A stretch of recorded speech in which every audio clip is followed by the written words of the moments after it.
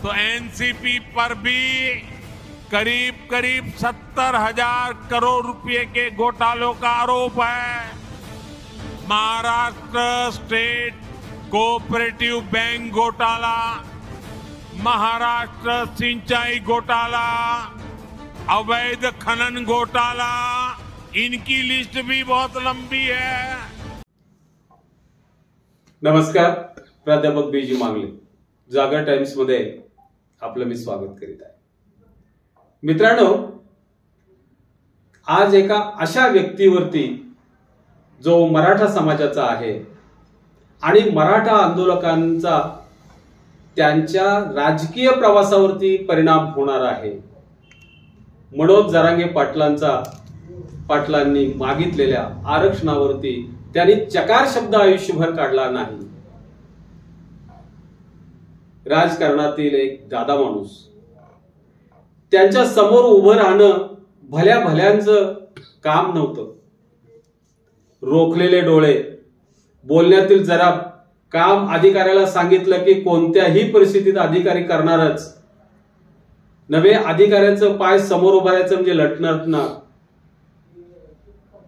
मला निश्चित खात्री आहे तुम्हाला नाव ओळखलं असेल, अजितदादा पवार।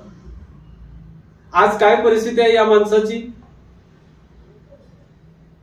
काही दिवसापूर्वीचे अजितदादा आणि आता भाजपचा एक घटक पक्ष म्हणून काम करणारे अजितदादा, या अजितदादांचं भवितव्य खरं तर फारसं आपल्याला काही देणं घेणं नव्हतं। तथापि मराठा आंदोलकांच्या दृष्टीनं हा विषय अतिशय महत्वाचा आहे, म्हणून मी हा घेतलेला आहे। दादा, आता आपलं काही खरं नाही। दादा, आता आपलं काही खरं नाही।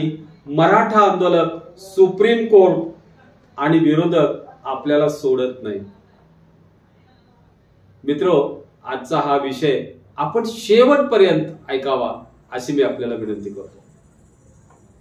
दादांच्या वरती लिखाण करत असताना आपल्याला एक बाप माणूस किंवा दादा माणूस म्हणूनच एक प्रतिमा आपल्या डोळ्यासमोर येत होती। अर्थात त्या प्रतिमेची जी घडवली होती ती प्रतिमा घडवणारा शिल्पकार शरद पवार पाठीमागे सह्याद्री सारखा खडा होता, उभा होता। याची जाणीव अजित पवारांना नव्हती। सुरुवातीलाच हे उत्तर देणं बरोबर नाही, पण थोडक्यात मांडणी करायची आहे म्हणून मी म्हणतोय। आपण ज्यावेळेला अजितदादा एखाद्या गोष्टीवरती भाष्य करतात ते अल्टिमेट असते असं प्रत्येक कार्यकर्ता आणि सगळा मंत्रालयीन परिसरातील सगळा मंत्रालयीन वर्ग म्हणायचा, दादा आले, दादा आले। काय दहशत होती, काय विचारांची हे होती। कोणतेही विधान जरी चुकीचं केलं तरी त्याच्यावरती भाष्य करण्याची क्षमता नव्हती, भाष्य करू शकत नव्हते विरोधक। अशा पद्धतीचं वर्तन होतं, गैर काही करणार नाही अशी एक ख्याती त्यांची पसरलेली होती। हे दादा जे जातीनं मराठा आहेत, अर्थात आम्ही जात कुणाची ओळखत नाही, तथापि मराठा आंदोलक म्हणून आम्ही मांडणी करतोय, मराठा समाजाचे आहेत। या मराठा आंदोलनाला या दादांच्या या प्रतिमेचा काय उपयोग झाला असा कधीतरी विचार केलाच पाहिजे। म्हणून हा फक्ती प्रपंच आहे। आतापर्यंत 40-45 वर्षामध्ये मराठा आंदोलन, मराठ्यांना आरक्षण मिळालं पाहिजे या विषयावरती भले मोठे आंदोलन झाले। अगदी 2016 मध्ये तर 58-60 प्रचंड लाखाचे मोर्चे निघाले। अनेकांनी आपल्याला आंदोलन मिळालं पाहिजे म्हणून शेकड्यानी माणसांनी आत्महत्या केल्या, तरुणांनी आत्महत्या केल्या। या आंदोलनाचे प्रणेते अण्णासाहेब पाटील त्यांनीही गोळी मारून आत्महत्या केली। तथापि या प्रश्नावरती गांभीर्यानं बघावं असा एकमेव आंदोलक तयार झाला आणि जो नेता म्हणून आपण ज्यांच्याकडे बघतोय तो म्हणजे मनोज जरांगे पाटील। पण दुर्दैवानं मराठा समाजाचं नेतृत्व करणाऱ्या या असंख्य आमदार आणि खासदारांनी याच्याकडे मात्र गांभीर्यानं बघितलं नाही असं म्हणावंसं वाटतं। मनोज जरांगे पाटलांचं 6-7 महिन्यापूर्वी आंदोलन अस्तित्वात आलं आणि त्यांनी जे आरक्षण मागितलं ते 50% आतलं ओबीसी प्रवर्गातून ओबीसी नोंदी शोधून त्या अन्वये आम्हाला आरक्षण द्या. ज्यांच्या ओबीसी नोंदी मिळत नाहीत त्यांना आरक्षण देऊ नका, पण कसं आरक्षण द्या? ज्यांच्या ओबीसी आरक्षण नोंदी मिळालेल्या आहेत त्यांच्या नोंदी पाहून इतर मराठ्यांना आरक्षण द्या आणि अशा पद्धतीनं त्यांचे सगळे कव्हर करा. सगळे सोयरे कव्हर करून मराठा समाजाला आरक्षण द्या. ही जी मांडणी होती मनोज जरांगे पाटलांची, म्हणजे जी मागणी 50%च्या आतील होती, सुप्रीम कोर्टाच्या स्लॅब मध्ये किंवा मॅक्झिमम 50%च्या स्लॅब मध्ये बसणारी मागणी होती.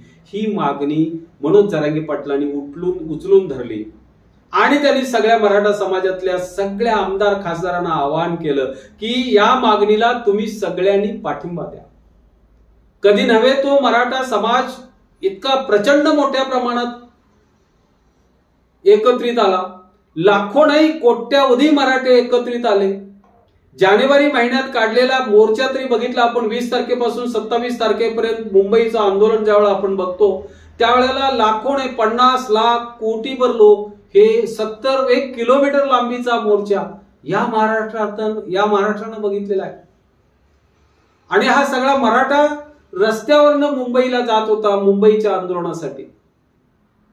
हे किती मोठे मराठ्यांनी जरी आंदोलन केली तरी मराठा नेते जे आहेत हे मात्र त्याच्यावरची फारसं काही बोलत नाही. या देशाचे पंतप्रधान नरेंद्र मोदी अत्यंत संवेदनशील आहेत असं आपण म्हणतो, पण त्यांनी सुद्धा इतका प्रचंड मोठा मराठ्यांचा समूह जमून सुद्धा एक अवाक्षरही कधी काढलं नाही. हे सगळं चाललेलं असताना देवेंद्र फडणवीस नावाचा माणूस मात्र मराठा आरक्षणावरती असं फिरवून बोलत होते. ते म्हणायचे, एक प्रकारे चिडवायचे असं आपण म्हणू की भारतीय जनता पार्टीच्या रक्तात ओबीसीचा डीएनए आहे आणि आम्ही ओबीसीला पाठलाग करतो. इनडायरेक्टली ते सरळ स्पष्ट म्हणायचे, आम्ही मराठ्यांना विचारतच नाही. अर्थात ते किती विचारतात याचा चांगला फटका धनगर समाजाने घेतला.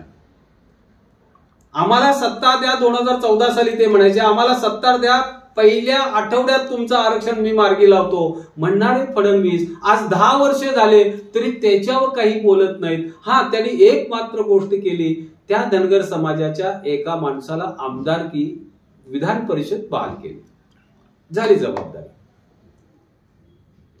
म्हणजे हे देवेंद्र फडणवीस ज्यांच्यावरती आज मनोज जरांगे पाटील असा आरोप करतात की ते मराठ्यांचे द्वेषी आहेत, साधारणपणे तीच भूमिका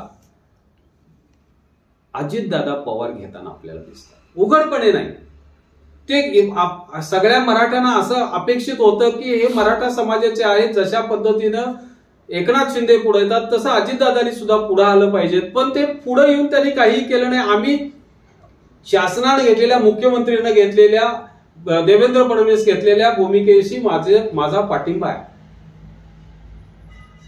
पण आता बाकी लोकसभा समोर आणि मतदानासमोर असताना बाकी ते मराठ्यांची मते मागायला येतील. ऐकणे विनोद दादा, या राज्यातल्या अनेक तरुणांनी, मराठा तरुणांनी आत्महत्या केल्या. बहुतांशी शेतकरी हे मराठे आहेत. मराठ्यांच्या शेती उत्पादनाला दर मिळत नाही. ऐन वेळी जे कापसाचं बघताय, 10 वर्षापूर्वीचा दर आज आहे कापसाला, 10-15 वर्षापूर्वीचा दर आहे सोयाबीनला. ऊसाचं तर विचारच करायला नको. असे हे सगळे समाजाचे प्रश्न असताना, म्हणजे जो समाज संख्येनं सर्वाधिक आहे, बहुसंख्य आहे, त्या समाजाचे प्रश्न सुद्धा दादा तुम्ही कुठले अगदी म्हणजे मोठ्या हिरिरीनं सोडवायसाठी भाग घेतलाय असं काही दिसून आलं नाही. आणि एक वेळ केवळ या देशाचे पंतप्रधान नरेंद्र मोदी म्हणाले, तो एनसीपी पर भी करीब करीब 70,000 करोड़ रुपए के घोटालों का आरोप है। महाराष्ट्र स्टेट कोऑपरेटिव बैंक घोटाला, महाराष्ट्र सिंचाई घोटाला, अवैध खनन घोटाला, इनकी लिस्ट भी बहुत लंबी है। मोदी जी म्हणाले की राष्ट्रवादीतल्या काही प्रमुखांवर 70,000 कोटीचा भ्रष्टाचाराचा आरोप आहे। ताबडतोब आपले पाय लटपटले, गळाले आणि आपण 2-4 दिवसात भारतीय जनता पार्टीच्या आश्रयाला गेला। बरे एकटे गेला नाही, राष्ट्रवादीतल्या बहुतांशी लोकांना भीती घातली आणि त्या सगळ्यांना घेऊन गेला। जो पक्ष आपल्या काकांनी उभा केलाय, काकांनी आपण अल्पशिक्षित माणूस, कमी शिकलेले असा माणूस सुद्धा काकांनी स्वीकारला आणि त्याला उपमुख्यमंत्री पदापर्यंत नेलं। या सगळ्यातल्या आपल्या मुलासमान ज्यांनी मांडलं त्या काकांना कात्रजचा घाट दाखवला आणि आता तर म्हणा आता म्हातार झालाय, कशाला राजकारण पाहिजे, घरात बसा हरी हरी म्हणत। वा दादा, ही जी तुमची आपल्या कुटुंबाप्रती ज्यानं मोठं केलं त्याच्याप्रती जर भूमिका असेल तर या महाराष्ट्रातल्या तमाम मराठा समाजानं काय आदर्श तुमच्याकडून घ्यावा?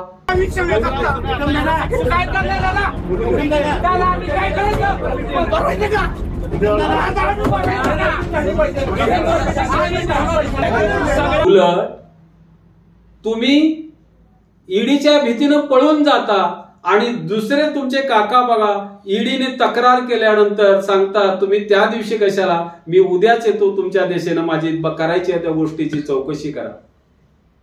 हिमालय सारखा आणि तुमच्यात त्यांच्यात किती म्हणजे स्वतः ज्या वेळेला शरद पवार साहेब ईडीच्या ऑफिसला झाले त्यावेळेला सगळ्यांची पलती भोई थोडी झाली, थांबवावं लागलं त्यांना, माफ करा म्हणायची पाळी आली।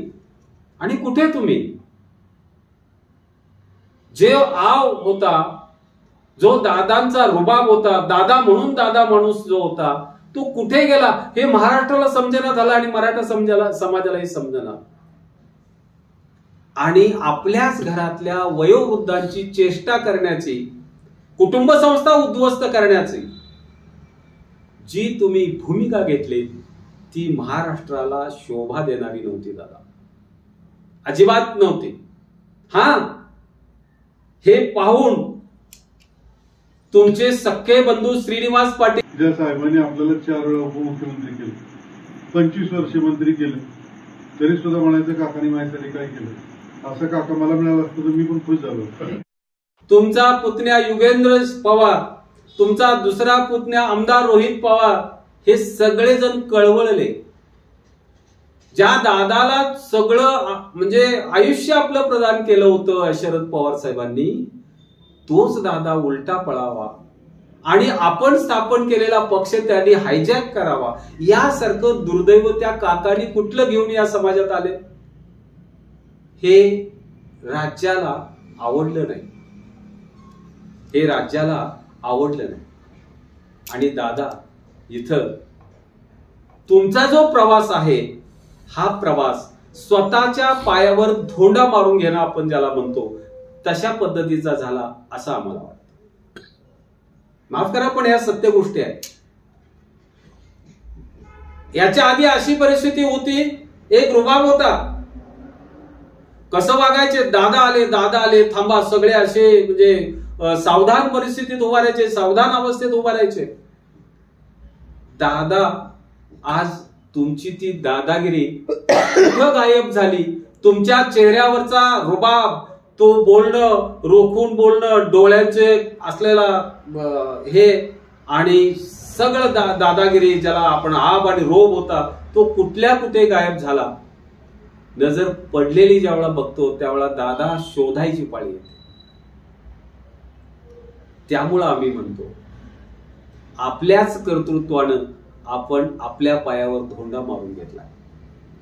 इतका प्रचंड मोठा वारसा होता तुम्हाला, हा उद्या पक्ष तुमचाच होता, हे सगळ्यावरती तुम्ही लात मारलीत. बर नुसतं लात मारून थांबले नाहीत, तर त्याच्यावरती तुम्ही अभद्र टिप्पण्या केल्या.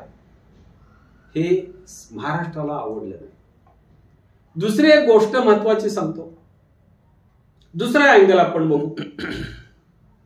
ज्या वेळेला तुम्ही काकांचा पक्ष हायजॅक केला, निवडणूक आयोगानं तुम्हाला तो बहाल केला. अरे परिशिष्ट 10 प्रमाणे जो पक्षांतर बंदी कायदा म्हणून ओळखला जातो, परिशिष्ट 10, त्यालाच तुम्ही आणि शिवसेनेतला एकनाथ शिंदे या दोघांनी धाब्यावर बसवलं. म्हणजे पक्षात बंडखोरी करण्याला राजमान्यता तुम्ही मिळवून दिली. या तुमच्या चालीला, इलेक्शन कमिशनच्या निर्णयाला आणि सभापतींच्या निर्णयाला शरद पवार साहेबांनी सुप्रीम कोर्टात चॅलेंज केलं. सुप्रीम कोर्टात चॅलेंज झाल्यानंतर तुमची वास्तवता काय होती ही समोर आली. तुम्ही ज्या भारतीय जनता पार्टीच्या नादाला लागून त्यांच्या सहकार्यानं निवडणूक आयोगाला भुलवलं आणि काकांचा पक्ष म्हणजे काकांनी मोठेपणा काकांना द्यायचा राहू द्या, वयोवृद्ध झालेला आपल्या घरातील माणसाला कशा पद्धतीने ट्रीटमेंट देतात तीही द्यायची राहू द्या, पण तुम्ही त्यांचा पक्ष काढून घेतलात, त्यांचं चिन्ह काढून घेतलात, त्यांचा झेंडा काढून घेतलात आणि उलट त्यांची चेष्टा करायला लागलात. पण ह्या सगळ्या गोष्टीवरती सुप्रीम कोर्टानं मात्र दिलेले निर्णय जे आहेत, हे निर्णय मनाला उभारी देणारे, या राज्यातील तमाम सभ्यग्रस्तांना मनाला उभारी देणारे, कुठंतरी कुटुंब संस्था राहिली पाहिजेत याला उभारी देणारी आहे. नवीन पिढीला जो तुम्ही चुकीचा संदेश दिला होता, तो संदेश ठीक करणारा सुप्रीम कोर्टाचा निर्णय. काय दिला सुप्रीम कोर्टाचा निर्णय? मी या माझ्या व्हिडिओवर त्याचे हे टाकतो आहे. सगळ्यात महत्वाचं त्यांनी दिलं की निवडणूक आयोग अशा पद्धतीने निर्णय देऊ शकत नाही परिशिष्ट 10 खाली की पक्षांतर केलेल्या आमदार असतील यांना अभय दिलं जावं, त्यांच्या बंडखोरीला राजमान्यता द्यावी. हे सगळं निर्णय देत असताना महत्वाचे त्यांनी जे निर्णय आदेश दिलेले आहेत, जे निर्देश दिलेले आहेत ते असे आहेत. दादा, तुम्हाला आता सुप्रीम कोर्टाच्या निर्देशाप्रमाणे घड्याळ या निवडणूक चिन्ह जरी वापरता आलं तरीही हिंदी, इंग्लिश, मराठी तिन्ही दैनिकातून जाहिराती द्याव्या लागतील की जोपर्यंत सुप्रीम कोर्टाचा अंतिम निर्णय होत नाही तोपर्यंत म्हणजे न्यायप्रविष्ट बाब आहे असा उल्लेख करून या जाहिराती द्यावे लागतील. जे तुम्ही पॅम्पलेट्स काढाल, जे तुम्ही निवेदन काढाल, त्या सर्वांवरती या गोष्टी तुम्हाला लिखाण करावे लागतील की सदर चिन्हाच्या बाबतीतलं प्रकरण न्यायप्रविष्ट आहे, म्हणजे निर्णय सुप्रीम कोर्टाच्या अधीन राहून घेतलेला आहे. जर उद्या काढून घेतलं तर मला हा चिन्हावरती दावा करता येणार नाही, म्हणजे तुम्हाला ते आज कायमस्वरूपी वापरता येणार नाही. मला या ठिकाणी एक गोष्ट आठवणीत येते.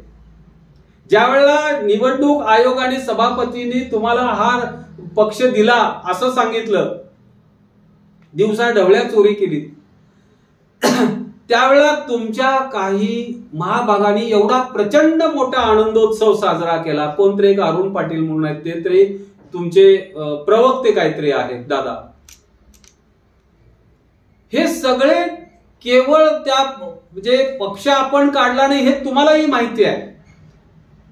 काकांनी सर्वस्व तुम्हाला बहाल केलेल्याचा हा गैरफायदा तुम्ही घेतला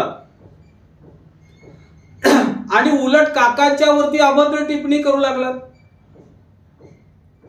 हे सगळं नियतीला पटणारं नव्हतं आणि ते सुदैवानं SC सुप्रीम कोर्टालाही पटलं नाही. आज मला एक गोष्ट तुम्हाला सांगावीशी वाटते की आपण म्हणतो भगवान के घर देर है लेकिन अंधेर नहीं. आहे सत्य ते. या निसर्गामध्ये कुठेतरी न्याय आहे आणि अजूनही तो बाकी आहे हेही लक्षात ठेवा. दादा, ही व्यवस्था, ही संपूर्ण समाजाची व्यवस्था ही आपण पुढे होऊन काम करणाऱ्या नेत्यांच्या वागण्यावरती अवलंबून असते. हे कोणत्याही नेत्यानं विसरू नये. तुम्ही तर अजिबातच नाही. मराठा आंदोलकांची तुमच्या प्रती असणारी भावना हीच होती. मराठा समाजाचा माणूस म्हणून आपल्याला थोडा तरी तुम्ही फेवर कराल. आमचा 50%च्या आतल्या म्हणजे आरक्षणाला पाठिंबा द्याल. पण तुम्ही सदैवानं 50%च्या वरच्याच आरक्षणावरती बोलू लागलात. काय बोलायचं तुम्हाला?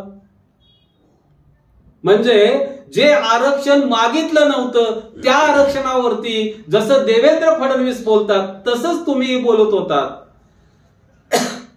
हे योग्य होतं का अयोग्य होतं हे काळ निश्चित ठरवणार आहे. आज तो काळ सुप्रीम कोर्टाच्या स्वरूपात थोडा बहुत प्रमाणात आलाय असं आम्हाला म्हणू वाटतं.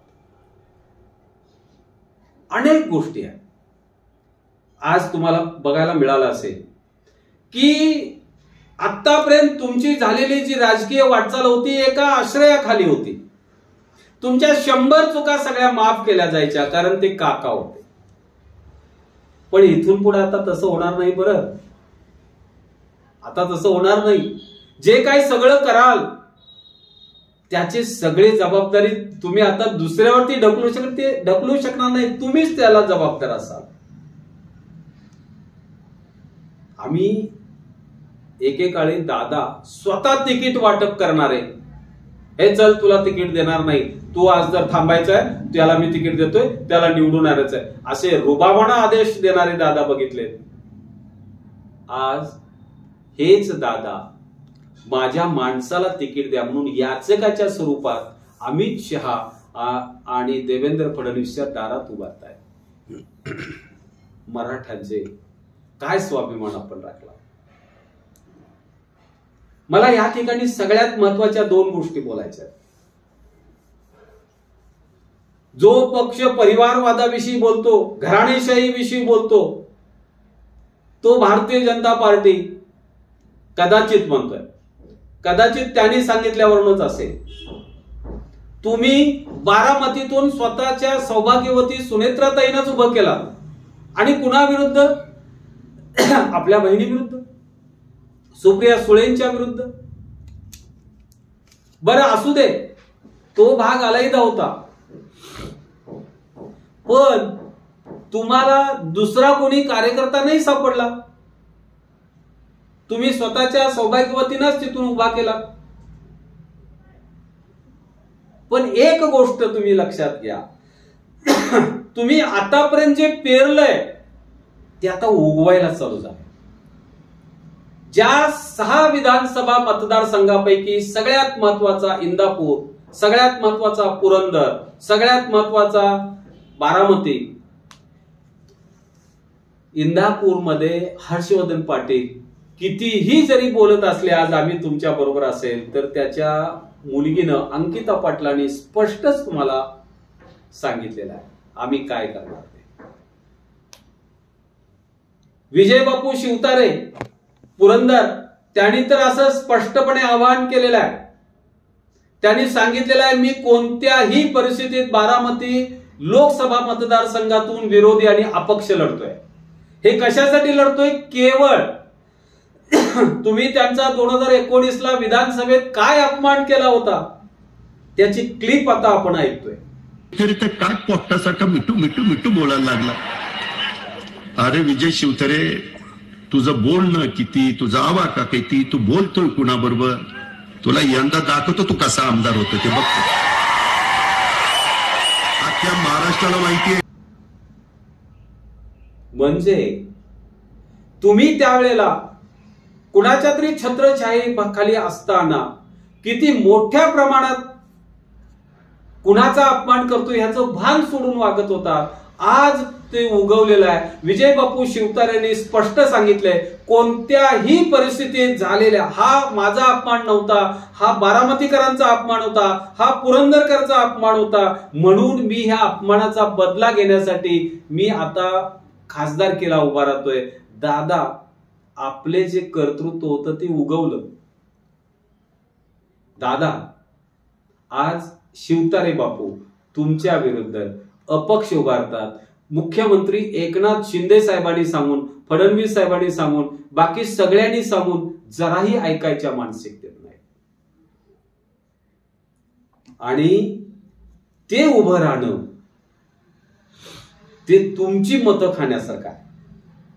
तुम्ही तुमच्याच कर्तृत्वानं सुनेत्राताईंना अडचणीत आणलेलं आहे. खरं आहे ना? दुसरी गोष्ट सांगतो, मी कुटुंब व्यवस्थेविषयी बोलतो, माफ करा जरा जास्त झाला असेल तर, पण तुमचे सख्खे बंधू श्रीनिवास पवार यांनी तर तुम्हाला घाणेरड्या शब्दात तुमचा उद्धार केला. मी ते शब्द वापरू इच्छित नाही, म्हणजे त्यांना किती राग आला असेल बघा. आज संपूर्ण पवार कुटुंबाला जे काही सगळं दिलेलं आहे, जो मान सन्मान या राज्यात दिलेला आहे, आणि राज्यामध्ये पवार म्हटलं की एक सभ्य सुसंस्कृत आणि मोठं घराणं असा जो आपण निर्माण केला होता, त्याला सर्वस्वी शरद पवार साहेब होते.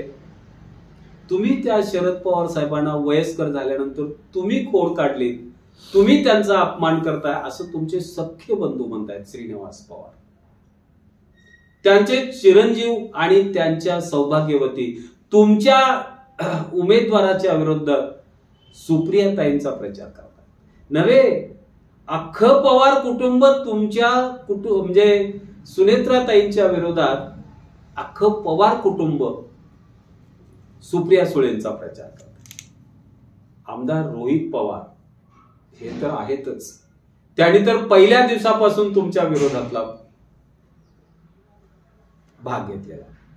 म्हणजे तुमचा जो प्रचार होता करण्यास, तुम्हाला जे वाटत होतं, माझे सख्खे बंधू, म्हणजे ज्या वेळेला 2019 मध्ये तुम्ही भल्या पहाटे उपमुख्यमंत्री पदाची शपथ घेतली होती आणि तुम्ही फडणवीसांच्या बरोबर युती केली होती, त्यावेळेला असं समजलं, आम्ही वाचलं ऐकलं की तुम्ही श्रीनिवास पवार साहेबांच्या घरी राहायला होता. म्हणजे तुमच्या सगळ्या गोष्टीला ते पाठीशी घालत होते. अशी माणसं आज तुमच्या विरोधात उभे राहत आहेत. लक्षात घ्या, इंदापूरमध्ये सुद्धा असंच घडतंय. तिथं हर्षवर्धन पाटलाच्या कन्येनं जाहीरपणे सांगितलं होतं अंकिता पाटलांनी, दादा तुम्ही आम्हाला मदत करत असाल तरच आम्ही तुम्हाला मदत करू. दत्ता भरणे आमदार आहेत तिथून, आज ते राज्यमंत्री होते, आज ते तुमचे कार्यकर्ते आहेत. ते जर टोकाची भूमिका घेतलं तर तुमची काही खरं नाही. त्याने असं सांगितलेलं आहे आणि त्यांच्या अंकिताताईंनी सांगितलेलं आहे की तुम्ही विधानसभेला हर्षवर्धन पाटलांना जर मदत करत असाल तरच आमची मदत गृहीत धरा. आता तुमचे आमदार आहेत दत्ता भरणे, मग दत्ता भरणेला घरात बसवायला पाहिजे. म्हणजे भरणे साहेबाला घरात बसून तुम्ही हर्षवर्धन पाटलांना मदत करणार आहात का? प्रश्न आहे. या सगळ्या गोष्टीवरती दादा अनेक गोष्टी आहेत, मांडण्यासारख्या अनेक साऱ्या गोष्टी आहेत, पण वेळेची मर्यादा म्हणून सांगतो दादा, आता काही खरं नाही. आता सुप्रीम कोर्टाची जी पुढची तारीख येईल त्या तारखेमध्ये एनसीपी बाबत सुप्रीम कोर्ट काय निर्णय घेतंय हे फार महत्वाचं आहे बघण्यासाठी. आणि ते असं वाटतं आतापर्यंतच्या निकालानं ते निश्चितच तुम्हाला दिलासादायक नाही. ज्या मराठा आंदोलकांना वाटत होतं आपल्या समाजाचे दादा आपल्या पाठीशी उभी राहतील खंबीरपणे, ते तुमच्या हातून प्रत्यक्ष अप्रत्यक्षने घडेल असं वाटत होतं, पण ते घडलं नाही. ते मराठा आंदोलक तुम्हाला मदत कितपत करतील याच्यावरती आम्ही साशंक आहोत. आणि सगळ्यात महत्वाची गोष्ट जी आहे ते विजय बापू शिवतरे यांनी उभा केलेलं प्रचंड मोठं आव्हान, याला तुम्ही कसं तोंड देताय आणि सुनेत्राताईंना यातून वाचवू शकाल का? प्रश्न आहे. आता तर ही खासदारकी आहे, अजून आमदारकी बाकी आहे.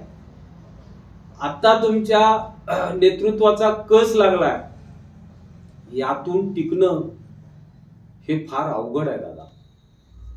आणि हे ज्यावेळा जवळच्या माणसांच्या मोबदल्यात, जवळच्या माणसांच्या डोक्यावर पाय देऊन जर आपण पुढे जात असू, तर तो विकास, ते चालणं टिकाऊ स्वरूपाचं निश्चित नसतं. म्हणून मी म्हटलं की अजित दादा, तुम्ही अजूनही विचार करणं आवश्यक आहे की आपल्या जवळच्या जे कार्यकर्ते आहेत, आपल्या कुटुंबातली, आपल्यासाठी म्हणजे तन मन धनानं सर्वस्व अर्पण करणारी जी मंडळी आहेत, या सगळ्यांना तुम्ही सोडून फार दूर एकटे आलेला आहात. हे तुम्हाला आणण्यासाठी देवेंद्र फडणवीस साहेब कारणीभूत आहेत. एक गोष्ट मात्र तुम्ही घेतली नाही शरद पवार साहेबांच्याकडून, ती म्हणजे जिगर. कोणत्याही परिस्थितीत दिल टाकायचं नाही, भ्यायचं नाही. तुम्ही ईडीच्या कारवाईला भीतीने पळून आलात असे सगळे म्हणतात. माफ करा, सगळेच म्हणतात. काय असेल नसेल तुम्हाला माहिती आहे. म्हणून म्हणतो मी आज तुम्हाला जे सांगायला लागलो ते असं आहे, दादा आता तुमचं काही खरं नाही. मराठा आंदोलन, सुप्रीम कोर्ट आणि विरोधक तुम्हाला सोडत नाही. काही कमी जास्त झाला असेल, बोलण्यामध्ये काही चुकीचं केलं असेल तर माफ करा. धन्यवाद. आपण हा व्हिडिओ पाहिला, आवर्जून लाईक, शेअर आणि सबस्क्राईब करा.